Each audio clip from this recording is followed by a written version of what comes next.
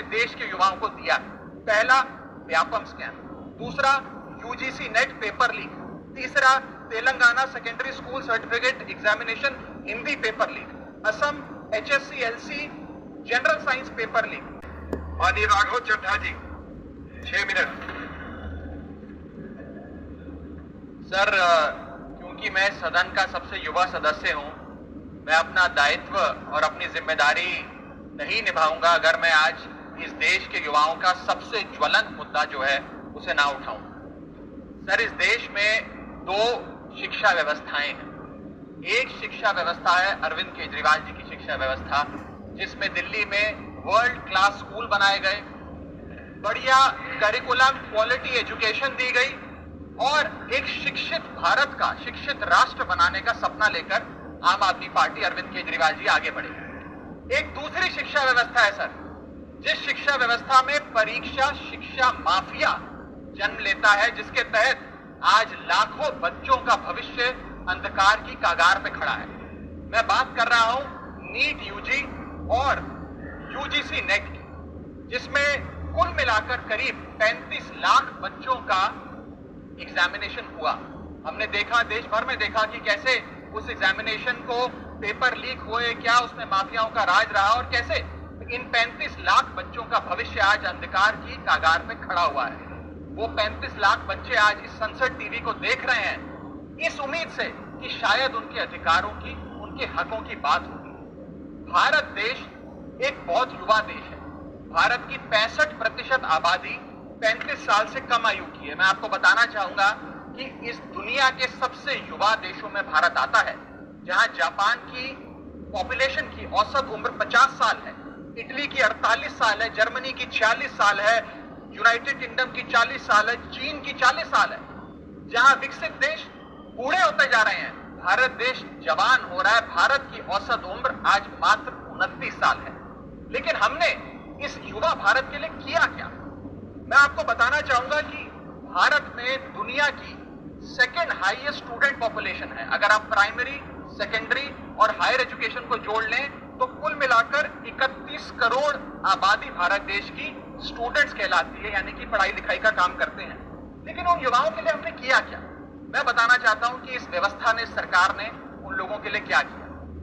2 IPL हैं sir इस देश में। एक IPL है जिसमें गेंद और बल्ले का खेल होता है, जिसे कहते हैं इंडियन प्रीमियर लीग, और दूसरा IPL है जिसमें युवाओं के भविष्य के साथ खेल होता है, जो है इंडियन पेपर लीग। और आज मैं उसकी पूरी सूची लाया हूं कि कैसे युवाओं के भविष्य को सिक्योर करना तो छोड़िए, उसे बर्बाद करने का काम किया गया। और उस सूची में मैं नाम पढ़ के आपका ध्यान आकर्षित करना चाहूंगा कि क्या क्या हमने अपने देश के युवाओं को दिया।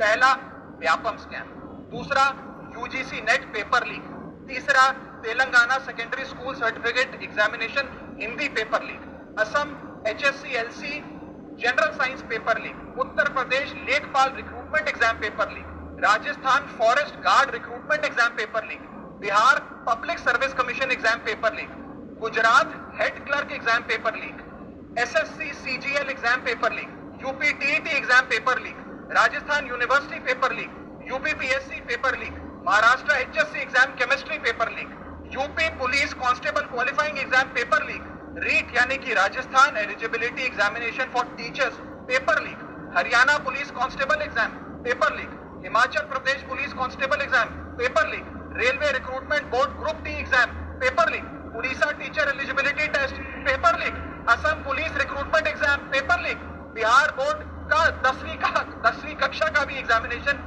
Paper leak, Telangana SSC exam paper leak, Karnataka SSC-LC exam paper leak, Delhi university law entrance exam paper leak, Jamia Millia Islamia entrance exam paper leak, UP board exam mathematics और बायो का paper leak, Rajasthan teacher recruitment exam paper leak, और इस साल का NEET का 2024 का paper leak. माननीय राघव चड्ढा जी, ये ऑथेंटिकेट करके आप यहाँ मैं दूंगा सर, सारे रिपोर्ट दूंगा। Thank you sir. आज हम अपने देश के युवाओं को एक अच्छी शिक्षा व्यवस्था नहीं दे पाए, नौकरियां नहीं दे पाए, बेरोजगारी चरम पर है, ऑर्गेनाइज सेक्टर की बेरोजगारी चरम पर है, और अनऑर्गेनाइज सेक्टर की तो आंकड़ों की क्या बात करी जाए सर। मैं इन स्टूडेंट्स की पीड़ा इसलिए भी समझता हूं क्योंकि मैं खुद स्टूडेंट रहा हूं। इस देश की सबसे one of the most competitive examination chartered accountancy का को क्लियर करके यहां पहुंचा हूं सर। मुझे पता है कि क्या पीड़ा होती है जब सालों की आपकी मेहनत पर पानी फिर जाए क्योंकि एक एग्जामिनेशन, एक पेपर लीक हो जाता है। तब सिर्फ दिल नहीं टूटता, विद्यार्थी, एक इंसान पूरा टूट जाता है, उसका मनोबल टूट जाता है। आज उस मनोबल को हमें सबको मिलकर एड्रेस करने की आवश्यकता है। और आज मैं उन युवाओं की ओर से नीट से संबंधित उन 35 लाख स्टूडेंट्स की ओर से सरकार से 5 सवाल पूछना चाहूंगा। और वो पूछने से पहले ये बताना चाहूंगा कि एनटीए, जो जिसे नेशनल टेस्टिंग एजेंसी का नाम देके जिसका गठन किया गया था कि वो युवाओं के भविष्य के लिए कुछ कारगर कदम उठाएगी, एक ट्रांसपेरेंसी से एग्जामिनेशन कराएगी, उस एनटीए का फुल फॉर्म आज नो ट्रस्ट एनीमोर हो गया है। कोई भी विद्यार्थी आज इस एनटीए पे विश्वास नहीं कर रहा। और मैं विद्यार्थियों की ओर से ये 5 सवाल सरकार से पूछना चाहूंगा, नीट से संबंधित सटीक सवाल। पहला सवाल, नीट का पेपर जिसमें मात्र 1, 2, बहुत हुआ तो 3, 4 स्टूडेंट्स की रैंक 1 आती है, जैसे कि 2023 में मात्र 2 लोगों की रैंक 1 आई, 22 में मात्र 4 लोगों की आई, 2021 में मात्र 3 लोगों की आई। जब इतने कम स्टूडेंट्स की रैंक 1 आती है तो इस साल 2024 के नीट के पेपर में कैसे 67 बच्चों की रैंक 1 आ गई, जबकि फैकल्टी और टीचर्स ये मानते हैं कि बहुत मुश्किल पेपर था। सर मेरी पार्टी का समय बचा हुआ है सर, प्लीज